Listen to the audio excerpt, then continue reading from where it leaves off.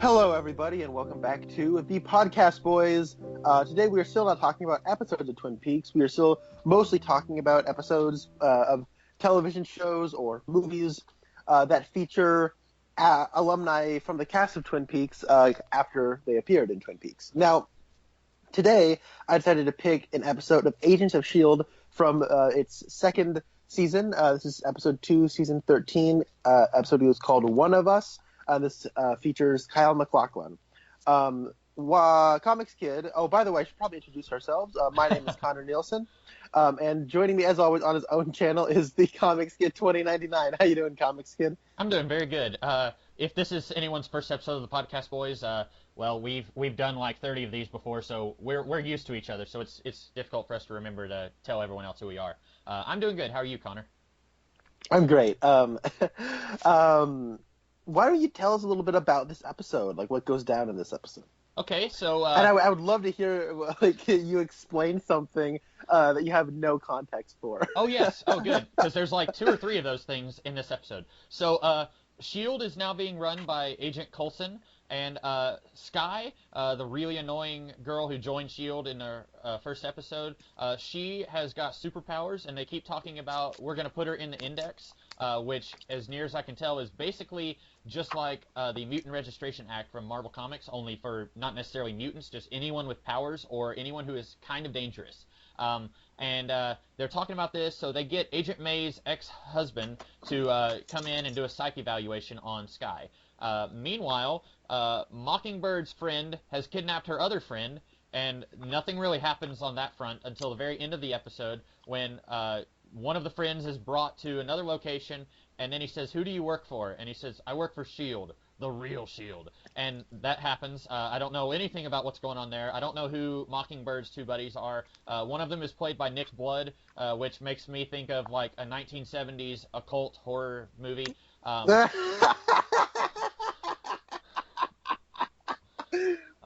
So what else happened? Kyle MacLachlan, he plays Dr. Calvin Zabo, who in the comics is Mr. Hyde, I think, who's a Thor villain. And here he is Skye's dad. Apparently they have met a couple times, and they're not on the best of terms.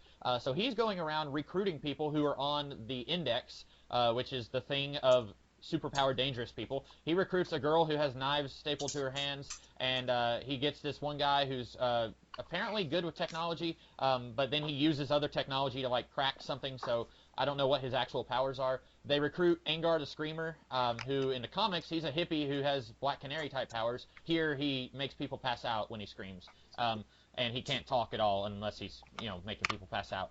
And then they wind up having a showdown with the Agents of S.H.I.E.L.D., and then this dude with no eyeballs comes in, and he takes Dr. Zabo, and he takes him somewhere, and then he says, "You're not one of us," and then he says, "Your fate is not up to me." And then Skye, she finds out that whenever she was trying to suppress her powers, she was actually directing them inside herself, and she was kind of hurting herself. May's husband kind of goes away, and he's not really on the great terms with them. He says that S.H.I.E.L.D. hasn't really changed. That's a big theme throughout this episode, is that a lot of people are talking about how they want to get revenge on S.H.I.E.L.D. because it used to be a really terrible organization. Nick Blood is talking about that at one point, how S.H.I.E.L.D. wasn't really good. Dr. Zabo, he wants revenge on S.H.I.E.L.D. And then Coulson is always talking about how it's a new thing. Now that he's running it, it's not the same thing as it used to be. But then at the end of the episode, he asks one of the annoying scientists to start doing some protocols in case they need to find a way to defeat Skye and other people like Skye. And then he says, "I want you to keep this between us." And then that's kind of how the episode ends. Connor, what did you think of this episode? It's interesting watching this particular episode out of context, like on an island in isolation. Yes. Especially after watching Jessica Jones after this, watching Luke Cage after this, watching Daredevil after this. It's not as good as those shows. This is definitely, and I think season 2 of Agents of S.H.I.E.L.D. is still not great television, but it's a marked improvement over the first season. Mm-hmm. And it's better than season 3. I'd say season 2 is more or less the sweet spot, and this is probably one of the weaker outings of that season. Okay. However, Kyle MacLachlan is a national treasure. He is so much fun in this role, and you can't help but feel bad for him, but Yeah. also are a little bit frightened of him because he's clearly unpredictable, and he is an absolute joy. This is kind of where the other Shield stuff gets kicked off. So we're all kind of talking in like hushed tones about it, and people who are in on it aren't having like conversations they should be having because they know the audience is watching them, and they know that that sort of stuff isn't going to be revealed to the next episode. Oh yeah. I hate it when that happens. Yeah, and like I mean, there's a goofy element to that I kind of enjoy, but in this context, it just feels goofy without kind of the self awareness. Yeah, so it's okay. A lot of the Inhuman stuff is really starting to get kicked into high gear. Sky just got her Inhuman powers a few episodes ago, and it's crazy that like yeah. So watching this now, it's like it's weird to see just how much people have changed. And I only got until the end of season 3. I still haven't watched season 4 yet, but Which like season? Which season is it that has Ghost Rider in it? that's season 4. It's Oh, okay. still happening right now. It's not on Netflix yet. Okay, yeah. But it's crazy because like right now at the end of season 3, Fitz, like the annoying scientist guy in this, like, or he's like my favorite character right now. Oh, okay. Because in season 1, if you told me that he'd be my favorite character when I was watching season 1, I would have said you were crazy. But like at the end of season 1, like he like something happens where he gets basically brain damage, Huh. and then this entire season he has to work through all that, and then season 3 is more or less better, and then he's just awesome. And then but Sky is like a constant. She is always annoying. Like Oh yeah, oh Sky, my, Sky. I thought you were talking about May at first. I was like, what? Yeah, Sky. I don't like her. I mean, it's really weird seeing. Speaking of May, her husband's here. Like, it's just really weird, like seeing, like, because I know what they end up doing with him and how much more involved he comes in. And then at this point in the show, I was like, oh yeah, I remember May's husband from that one episode in season 1. It's kind of cool to have him back. But now now knowing what they end up doing with him, it's kind of neat seeing this actor this early on in the show. Did you have any particular feelings about this episode? Yeah, so you have actually seen the first 3 seasons of this show. I have seen, as of now, 3 episodes. I saw the first 2 episodes of season 1, and I thought they were okay. It wasn't just like high art or anything like that. I thought it was fun television. You get to see these super spies doing their thing. I think that it would have been better if it wasn't as closely connected with the movies. I think that was a big thing a lot of people really didn't like about this show, was that it doesn't connect with as closely with the Avenger movies as they wanted them to. Like, people were wanting to see Nick Fury doing Nick Fury stuff. And, of course, you have Samuel L. Jackson, who is a very highly paid movie star. He's not going to come in and be a regular on a TV show like this. And, you know, I was surprised that he was in 1 episode of the series. He may have been in more, but he was in 1 that I saw. So Yeah, he ended up popping up in the season 1 finale. It's okay. like, yo, Coulson, you're in charge now.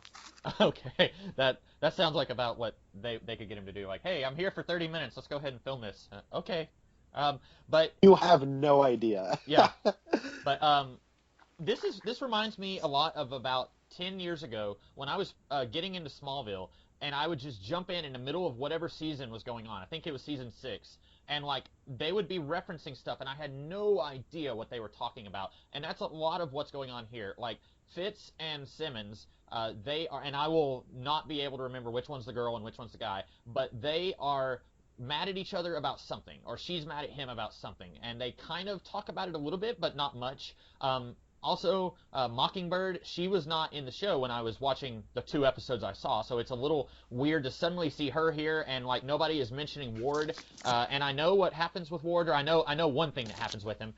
So if you haven't seen past a certain point in season 1, I won't talk about it. But like, it's weird that like Ward was like one of the main characters in the first 2 episodes of season 1, and now they're not even mentioning him at all, and they've got Mockingbird here, and she's kind of playing the Ward role, and then like Mockingbird's two friends, one of them's kidnapped the other one. Like, I don't know who they are, and apparently one of them is working for a separate shield.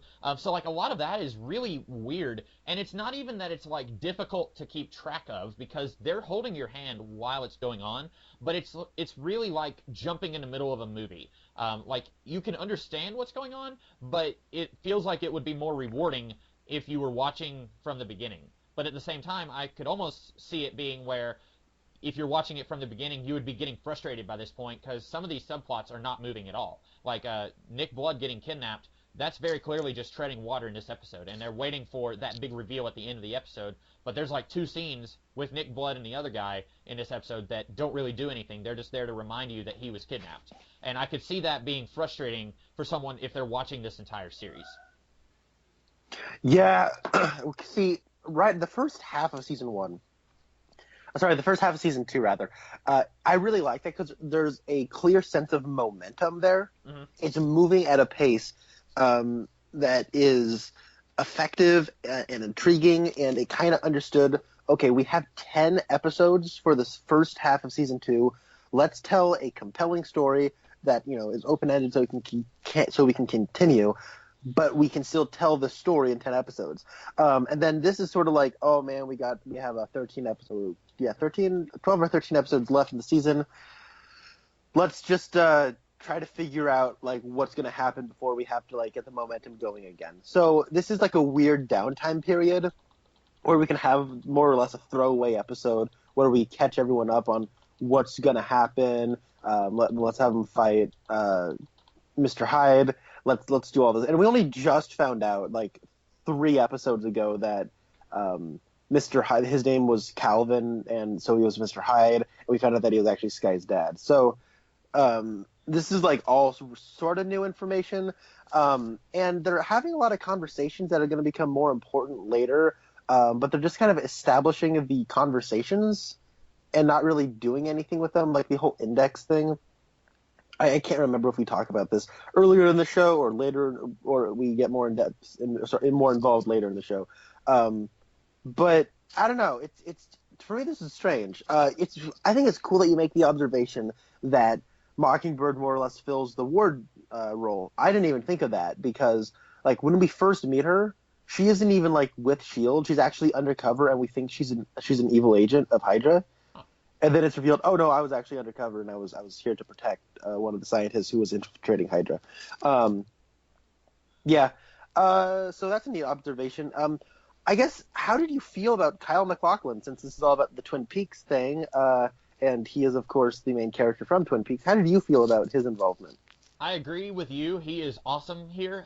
This makes me want to watch a TV series called Agents of MacLachlan, where it's just him and all these weirdos. And, like, he is very clearly unhinged, and he's got some stuff going on in his life. But compared to all these other guys, he is, like, perfectly normal. Like, there's one guy there he's the one who, he said something like, they had something implanted in his arm. He couldn't go 10 feet within any technology. And then they took it out of his arm, and I'm not sure what his superpower is, or if he has a superpower. Because this was the weird thing about this episode. They're talking about how the Index is for anyone with abilities, but then a few people who are on the Index don't have abilities. I know, like, what's up with the chick with the knives on her fingers? Yeah, they look like they were just screwed on, and I'm thinking, okay, so they put these weird little dulled, like, pretty pad things that you would put on your cat. They put those on her hands, but why not just unscrew the knives from her hands? Like, sedate her and just take those knife things off her hand. Like, that was so weird to me. And, like, she killed people, and then she's just allowed to, like, live a normal life watching black and white movies while she eats. Like, why isn't she in prison? And Kyle MacLachlan is just able to find her and recruit her. Like, if she killed people, because Coulson kind of hints at that. He says she killed her abusive boyfriend, and then she killed other people. So why isn't she in the same place where Angar the Screamer was? And then, like, Angar the Screamer, like, if his vocal cords can make people pass out, then take his vocal cords out. Like, surgically, you can do this. And then there's another guy at the same place that Angar was, and he didn't have any powers. He's just a weird assassin dude who enjoys killing people. And he's on the Index. So, like, some of them, like, I feel like it would make more sense if it's like these are people who have man-made abilities or man-made augmentations that put them in a higher class above normal civilians, and so we have them on the Index. Like, if Captain America was a rogue agent, then put him on the Index or something like that.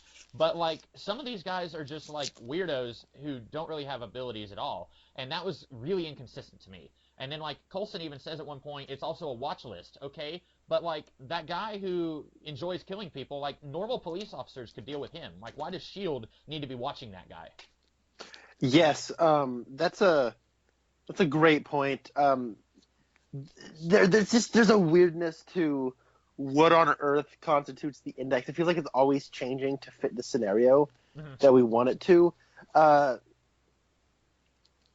like that this, as much as I don't like a lot of the details surrounding the Mr. Hyde subplot this episode, I really like him because this is kind of the only episode where he's going to be front and center. Yeah. Because before this, he's been in the background. He's kind of working with other characters, but he is like more or less like sharing the villain role with other villains, like this Hydra fellow named Whitehall, and then later on, all the stuff with the Inhumans takes center stage, and that's going to be, and he's going to be involved in that, but it's not really him in really the only episode he's front and center, like doing the thing. And at the end, he's like taken by Gordon the Inhuman, who is just Diet Nightcrawler, and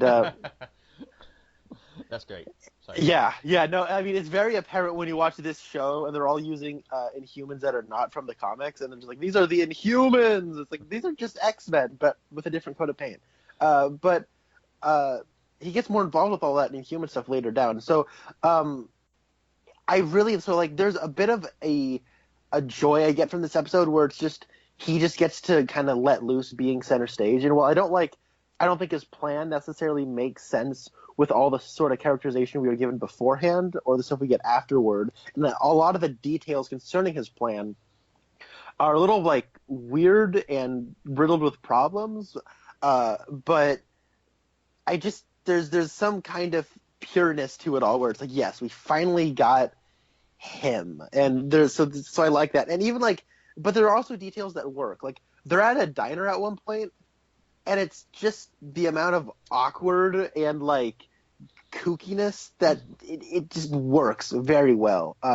Yeah, that scene was great. Like you've got Knife Girl, she still has her knives on her hands. Nobody who's like in the diner is saying anything about that. Angar still has his Hannibal Lecter mask on, and nobody. So he's like he's drinking a smoothie through it. And the other guy, the technology guy, well, Kyle MacLachlan says you should eat these sausage and biscuits, and he says that with such conviction. When he said that, I was like, I want the sausage biscuits. I love sausage biscuits, and he's selling it so well. And then like the guy says, I don't like food, and Kyle MacLachlan just looks at him and says, you're a strange one. And I'm thinking like, yeah, he is. Like, and here's a question. Okay, what is his ability? Like in the comics, he is a somewhat normal evil scientist who can turn into a Mr. Hyde looking bigger dude, but here he's just Kyle MacLachlan. Like, does he have any abilities? Because Gordon, he says you're a science experiment, so I wasn't sure if he did have any powers. Yeah, you actually don't get Mr. Hyde until the very last episode of the season. Okay. Yeah, now, of course that had to be that way because, well, it's Budget. a TV show. Yeah. So he just kind of gets to be Kyle MacLachlan. And, I mean, I loved Mr. Hyde. It looks very TV. There's a lot of prosthetics and stuff. Mm-hmm. But Kyle MacLachlan knows how to act in prosthetics. Like, you know, there's like, you know what I'm talking about, where there's like certain actors where, you know, they're good at acting, but you put a mask on them, or like you put layers of makeup on it, or a bunch of prosthetics, and like something is lost in translation. They look visually uncomfortable in their costume. Mm-hmm. Like the one I always think of is Dane DeHaan as the Green Goblin in Amazing Spider-Man 2. Uh-huh. Like in those close-ups, there's something in his eyes that says, "I don't know what I'm doing." Right. And I love Dane DeHaan, but it was just like, he's a young actor, and it was clear this is the first time he had to do anything like this.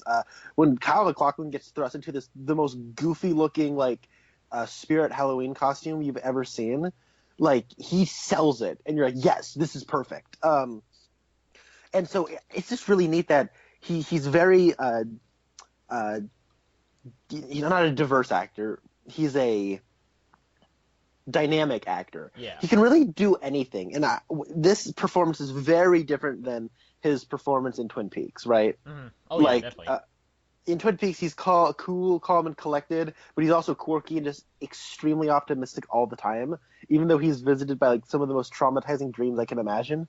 And in this one, like there's a lot going on. He talks weird, like he is like kind of mastered overacting on this show. Uh-huh. Like he knows exactly how far to go without going over the top. He skirts that line. He's like Ben Mendelsohn from Rogue One, right? Uh-huh. Like he knows exactly how far to go without taking you out.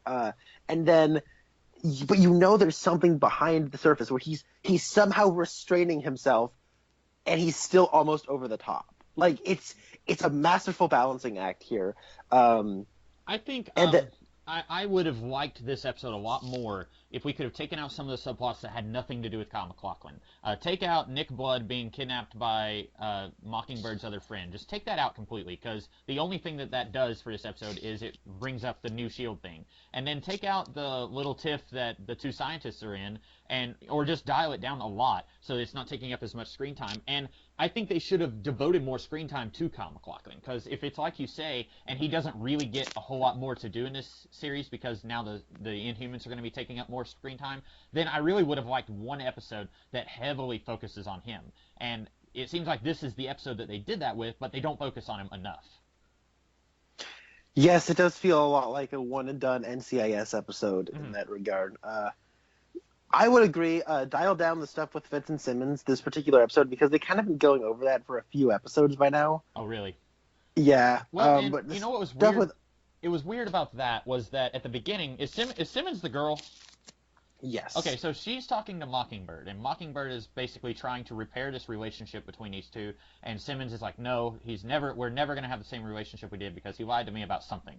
And then later in the episode, he walks in and says, ignore me, I'm just here to microwave something, because May is talking to her ex-husband. And then they're acting like they're friends. And I was interested in that, because, like, if this episode had been about that, I probably would have been enjoying that, because I really like seeing the personal stuff between characters in a show like this. Sometimes when I watch shows like this that have a science fiction or fantasy element, sometimes I just want them to dial down the science fiction fantasy element and just focus on the characters and the problems they're going through. And in a case like this, if you weren't already doing the episode with Kyle MacLachlan trying to get revenge on Coulson, then I really would have liked to have seen more of these two repairing their relationship. But as is, Simmons is mad that Fitz kept a secret from her. Then, without any warning at all, they seem like they're friends again, and they're talking about May, and she's like, oh, those two are so right for each other. And then at the end of the episode, Coulson tells Simmons, keep this between us. Okay, so now Simmons is keeping a secret from Fitz, and she doesn't even seem to see the irony in that. And if this was an episode that really focused on those two and their relationship, that would have been really good stuff. But they're barely in the 5 minutes of this episode, and it just kind of seems choppy and disjointed how she goes from being really mad at him to they're talking to each other and they don't seem like there's anything wrong with what happened, and then she's keeping secrets from him and they don't even address that. That was really weird. Yeah, relationship drama. If you are interested in watching Agents of S.H.I.E.L.D., then you also like relationship drama. A lot of this becomes even more apparent in season 3, and I don't like a lot of it. I think for people who are allegedly spies and adults, this is all really juvenile. I should say I like good relationship drama. Yeah, no, me too. Yeah, not what this show don't let probably... anybody... Oh, go ahead. No, I was going to say, don't let anybody tell you they're above a good romantic comedy, because like I like relationship drama when people are acting like adults, but throughout a lot of the show, they're just not. Yeah, especially these two. Like, I could see I could see May and Coulson, and when Ward was on the show, I could see them acting like adults. Skye, no, and the scientists, no. I could see them acting like they belong in the CW. The stuff with, like, Mockingbird and her husband, that's who Nick Blood is. That's actually her husband. Or they were married, and now they're not. Like, their stuff is a little on the juvenile side, but it's kind of supposed to be. And then, like, her other friend is Mac, and Mac is, like, as far as I'm concerned, like, asexual, so he just gets to act like a regular adult, at least as far as this show is concerned.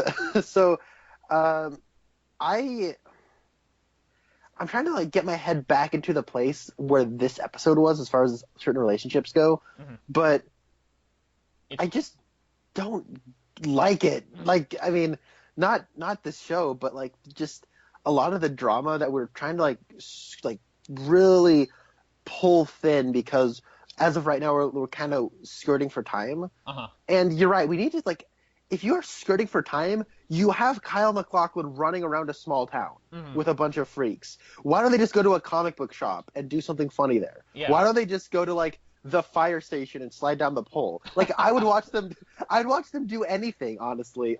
It's like when they finally get the not it's not Black Bolt, but it's the other guy who gets to scream. Angar the Screamer. Angar the Screamer, yeah. Have you seen any comics with him? Nope. He is straight up a hippie. Like, he was created in the late 60s, early 70s, and he's got, like, the long beard and long hair, and, like, he's all about the flower power. And, like, his scream is a little bit more diverse in the comics. Like, he can make you hallucinate by screaming, and, like, he can kind of, it's a little bit more trippy than just you pass out when you hear him scream.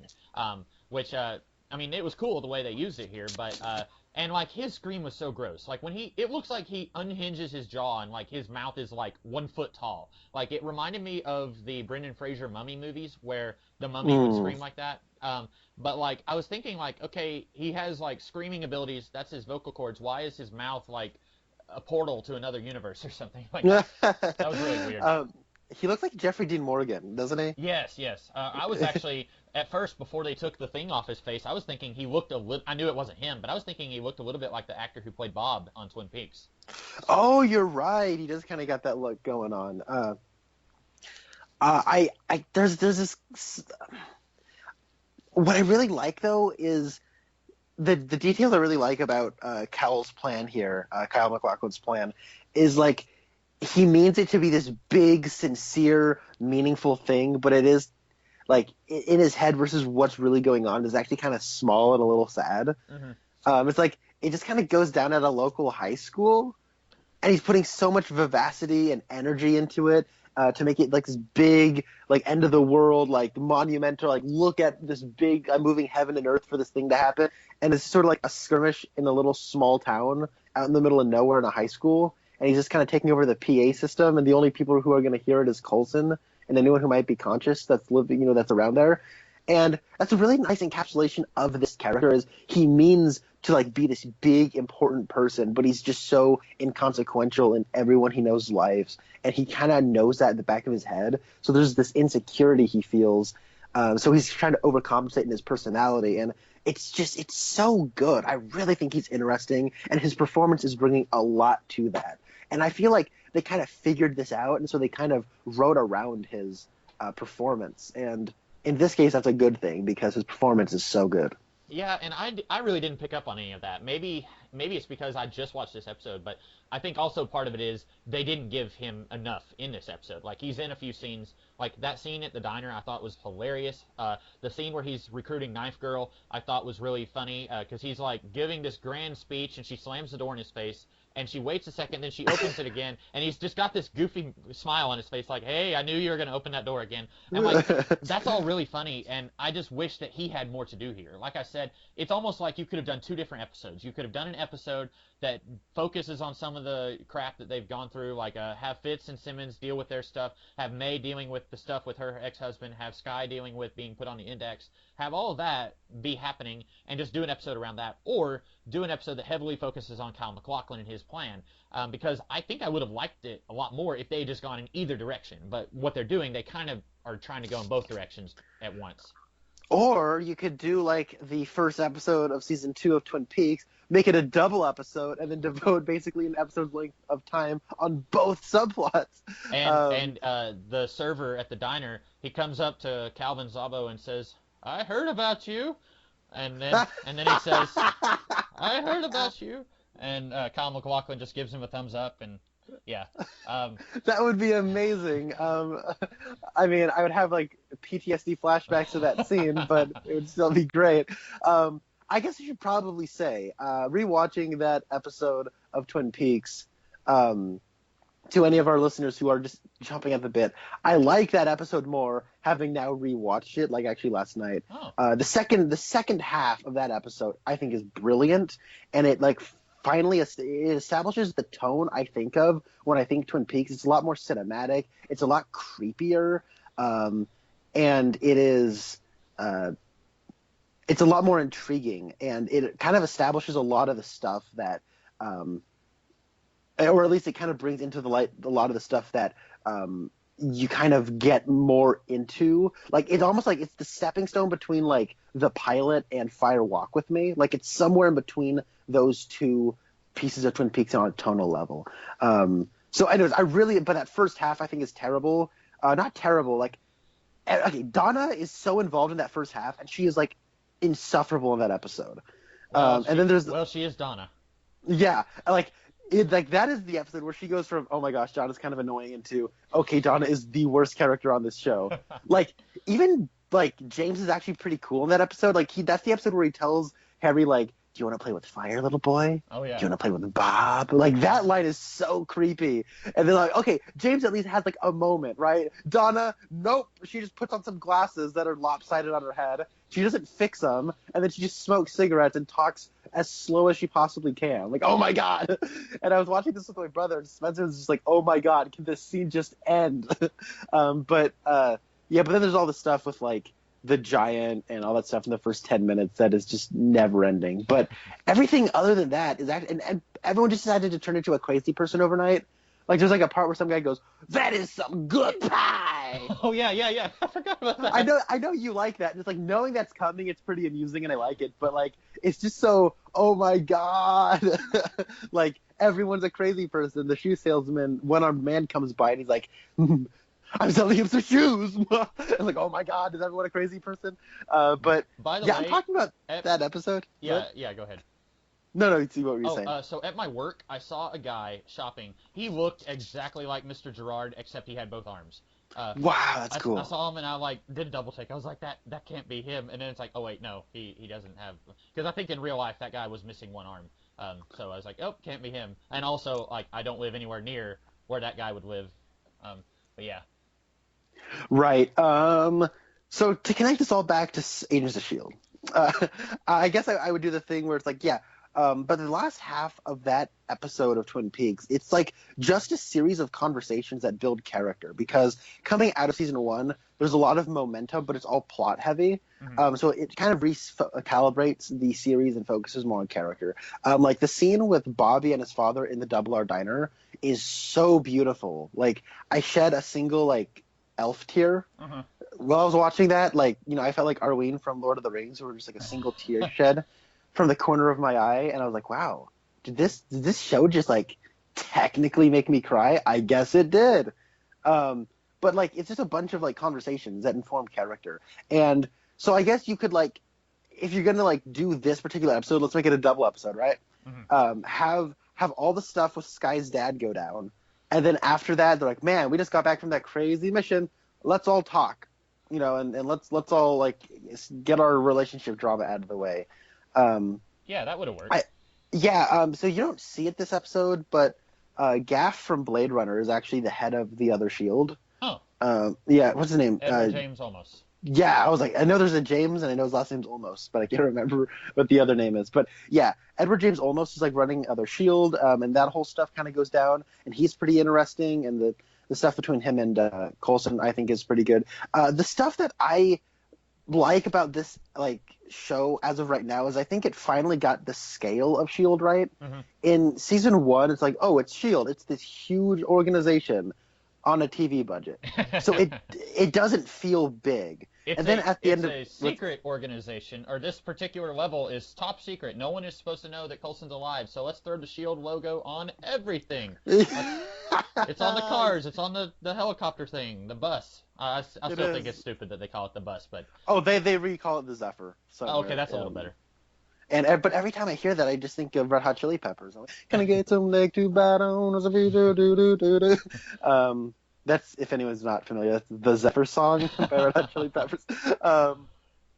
I had a few little minor notes that I was gonna bring up Oh there. yeah, Like yeah, you go down. nothing huge. Adrian Palicki plays Mockingbird. This is probably the biggest moment of her career because this poor girl has been in like 3 different shows that never took off. She played like one of her earliest parts. She was a brainwashed girl on Smallville, where I think she ended up dying.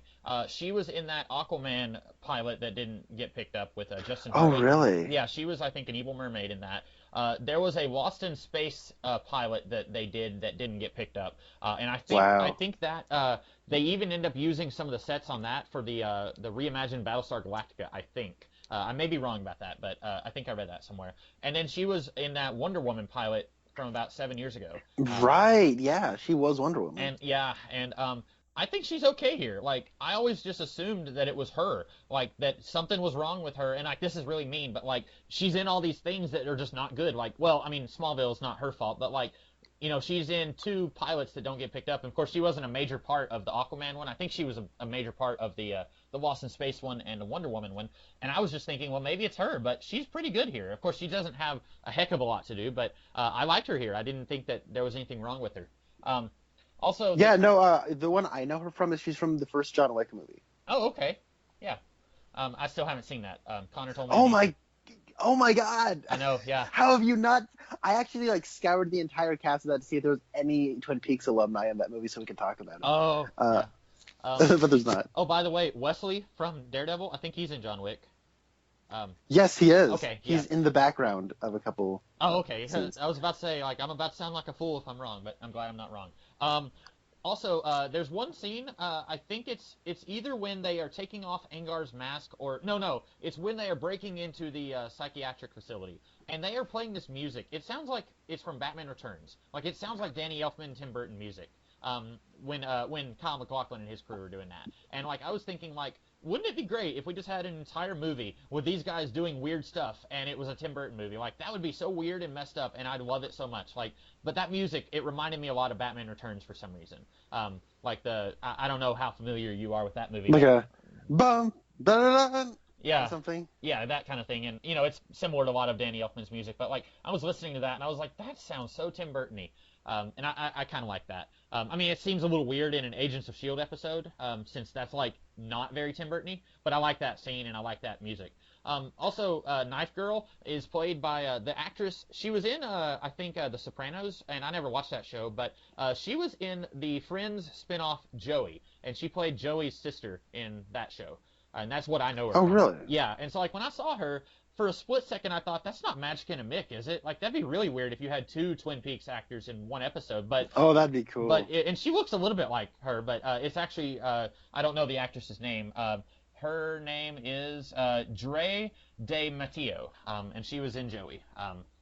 And then there was one part where they're at the high school, which, by the way, this was weird. And I'm going to ask you if there's anything about this that I'm unaware of since I've only seen this episode. But Dr. Zabo, he paints on the wall, fight on, or keep fighting on, or something like that. And that's where he rescued Angar the Screamer. And then they're all like, well, we have no idea what this means. And then Coulson is talking to Mockingbird about her relationship with the occult 1970s sorcerer Nick Blood, and then he says, "Oh, fight on, history. That's what it's about. They're going to my hometown, to my high school." And then they go there, and I think she or May asked him, "Did you go to high school here?" And he says, "No, I didn't go to high school here. My dad taught history and he coached PE." And then they said, "Did you know him very well?" He said, "No, not really. He died when I was 9." And so like that was really weird to me because I was like, okay. At first I thought maybe, okay, I didn't go to high school here because I didn't want to be in the same high school as my dad. Like, I had a really bad relationship with my dad. But then it's like, no, he didn't really know his dad that well. Like, he has the line, I've forgotten more about him than what I remember now. And so that brings me back to, why did you not go to high school here? This was your hometown. And also, Yeah. like, it was really weird. Did Dr. Zavo, was he like an old friend of Coulson? Because he seems to know where Coulson went to high school. And I thought that was a little strange. And I still don't know what keep fighting on meant. Because, like, Coulson acted like that had something specifically to do with his hometown, but I think it was like maybe the motto of their sports, like they're the fighting insert team here. okay, yeah, because it. Although I mean that's a pretty common way to describe sports in general, so I don't know why he thought it was tailor made for him. But Yeah. I mean, so the thing is, like, it's like I think Dr. Zab was supposed to be like a Now I forget. I'm sorry. Are you talking about Calvin, or are we talking about another one of his freak No, crew? Calvin. Okay, okay. Um, yeah, because he's never really been okay. So basically, what happens is um, his backstory is he fell in love with Sky's mom, and then they lived in some village, and then uh, their daughter got taken away from them, and then he flipped out when his wife died, and he basically wanted to become an Inhuman very so badly that he basically like concocted a serum that would turn him into an Inhuman. Hmm. That's just basically his Mr. Hyde formula. Okay. And so he went, and so it's sort of like the Pym particle in Ant-Man, where it's like it made him crazy. Okay. And so he kind of went insane and started murdering people looking for his wife. Sorry, not looking for his wife, but looking for his child. I'm leaving some stuff out if you ever decide to watch it for some sort of surprise element. But so he kind of went crazy looking for them, and he just kind of wants to put his family back together. That's what he always keeps saying. It's sort of like his character motto. Yeah. And so he found out that Coulson had taken his daughter in, and was like, and he hated him for it because he's becoming the father that he wanted to be Right. in his daughter's life. And so I guess he just kind of really looked into Coulson and just kind of got some access to Hydra files or whatnot, and was just like kind of is trying desperately to turn himself into Coulson's nemesis. But Coulson's like, you're not my nemesis. You're just some guy I'm fighting. Yeah. So So and like again, there's another thing with Calvin, like really, really, really wanting to be like this big important like figure in people's life, whether it's the best dad ever or whether it's like the most evil nemesis ever. But no one really thinks of him as anything more than just a mundane guy. So there's a bit of a sadness there where he's never going to achieve any sort of greatness in anyone's eyes that he really is trying for. So yeah. Mhm. Yeah. Also, yeah, so that makes sense. I guess I just had to have it explained to me. The keep fighting on thing was the one thing that I really didn't get. But because at one point when he's on the megaphone, he says the Agents of Shield versus the Fighting Talons, or the Agents of Eagles or Eagles of Shield or something like that. And then he says versus the Fighting Talons, and he kind of like has a weird voice when he says that, and then the other guy's like laughing. And I didn't get what that meant, but I guess that makes sense once you explain that to me. And then the one last thing I wanted to mention. So when Fitz and Simmons were talking to each other, and then Simmons, she's like, "Oh, Agent May is not good at something. There's something she's not good at." Is there like some sort of bickery relationship between those two, or was that just like Simmons being weird?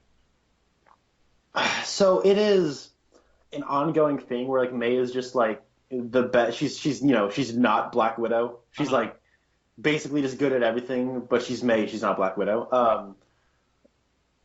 Right. So there's just kind of this ongoing thing where everyone's just sort of like, oh my God, May is just like this element of May where she's like a person. Oh my gosh, just kind of sort of grill her for that. Mhm.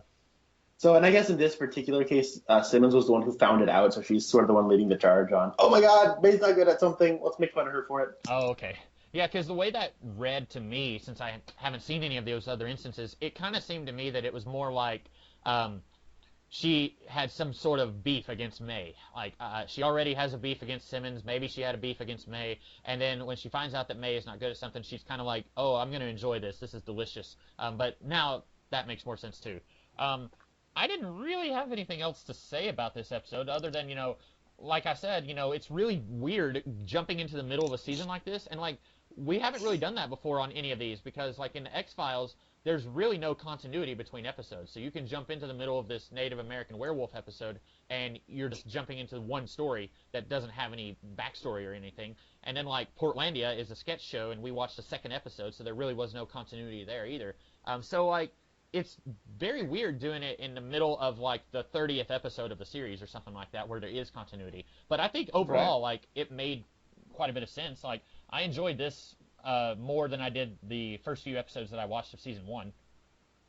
Yeah, I think they've really got the tone, they got the aesthetic down, and like I said earlier, they got the scale down because at the end of what Winter Soldier happened, like Shield technically disbanded, Right. but then we still need a show to get money out of. So like Samuel L. Jackson walked on set with a hoodie and an iPad, like, okay, what lines do you want me to say? If you think there's a difference, like if you don't think there's a difference between just Sam Jackson and being Nick Fury. Au contraire, watch the last episode of Agents of S.H.I.E.L.D. He Season 1. he comes in and says, "Oh, what's this character's name again?" Nick Fury. Sam, come on, you've been playing him for 5 years. Oh, okay. Have you ever heard of the Avengers Initiative? Pretty much, like, and so he just goes like, "Oh, Coulson, I'm not the agent, I'm not the director of Shield no more.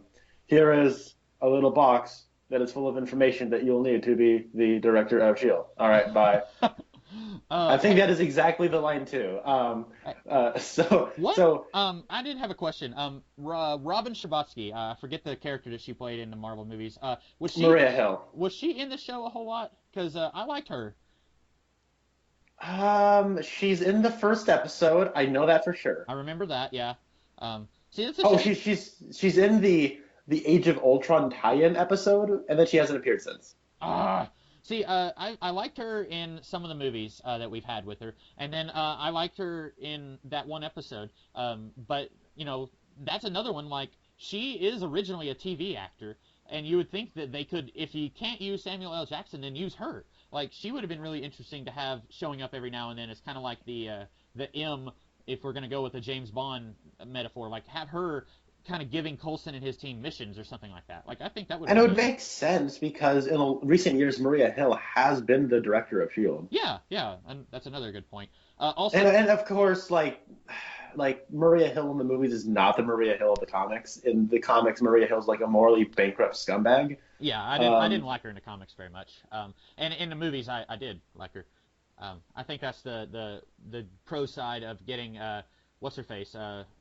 Kobe Smulders. Yes, her. I always liked her, even if I never really liked, if I didn't always like the material she was given in How I Met Your Mother. I like her as an actress. Also, I was noticing that Gordon the Inhuman, who does not have any eyeballs, he is the son of the late Richard Harris, who played Dumbledore in the first two Harry Potter movies. Really? Yeah, and he has been in a few different things, little odds and ends. He was in The Prestige. He was one of the guards at the prison. If you've seen that movie, and then really? Yeah, he's the guy who is he the guy that with the ball? Yes, that's him. Okay. And then he was in the movie A Series of Unfortunate Events. He had the hook hand. But he is my pick if the Fantastic Beast 5-part movie series ever decides to have a young Dumbledore, he would be my pick since his dad played Dumbledore. I think that would be awesome. Yeah, I don't know if they're going to do that. I think that'd be cool. But I haven't even seen Fantastic Beasts and where to find them. But yeah, I think that'd be neat. So, speaking of Gordon, this is just sort of a thing. Like, he looks really good in this episode, but a lot of the time it just feels like an actor is wearing glasses, like that look like skin. Like, and it's hard to explain. Like, there's his brow, and then there's bumps where somebody's eyes would be, but we're covering them up, and then we're just using some computer effects to make it look like a concise face. So, like, on this one, it just sort of looks like a face without any eyes, and they do a good job of like removing the skeletal structure of like eye sockets and whatnot. But in the past, it's hard to describe it without a visual component. But it looks like there's bumps where there shouldn't be bumps. To quote Billy Idol, eyes without a face. Although in this case it would be face without eyes. The face without an eye. I don't have... Somewhere there's eyes without a face. Yeah. I don't often get to reference that song, so when I do, I take my chances. So that was all that I had to say about this episode. Connor, did you have any other thoughts? Yeah, it's really cool. I miss season 2 Nick Blood because Hunter was awesome in this season and it made sense. And in season 3 he is obnoxious and I hate him. So I'm sorry. I know it's mean to make fun of somebody's name, but I can't take him seriously with that name. Like, he sounds like he's a cultist or something from The Exorcist. Like he sounds like a Grant Morrison character. Yes, yeah. And I feel like I'm not the. Was it the guys on Geekvolution? Were they the ones saying that about Nick Blood? I feel like they were. Yeah. Okay. Yeah. I was like Captain Logan would always go Nick Blood. See, like, I was googling some of the actors in this, and I saw that, and I was like, oh, that's precious. Like, I didn't know where I had heard that before, but I was like, that name looks really familiar. I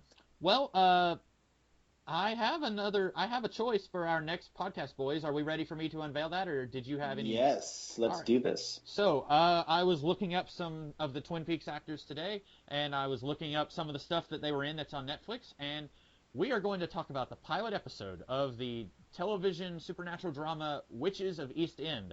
I have never seen a single episode of this show. All that I know is that Magicka Mick plays a witch, and she is in the pilot, so we are going to watch the pilot. It looks like she's a main character in the show. Like, I was looking at episodes she's been in, and she's been in quite a few of them. So I have no idea if this series is any good, if it's going to be like Charmed, or if it's going to be like, I don't know, American Horror Story. Like, I really don't know tonally where this show lands. But this is much more recent Magicka Mick, closer to now than to Twin Peaks. But I'm very interested to see what this is about, if it's going to be like really dark or twisted, or if it's going to be kind of a cheesy TV drama kind of thing. Right. But that's going to be the thing we'll talk about next, and that's something that, as far as I know, you haven't seen any of this show, have you?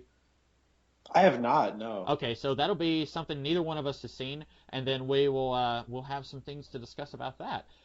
So I have no other things to say. Connor, did you have anything else you wanted to say?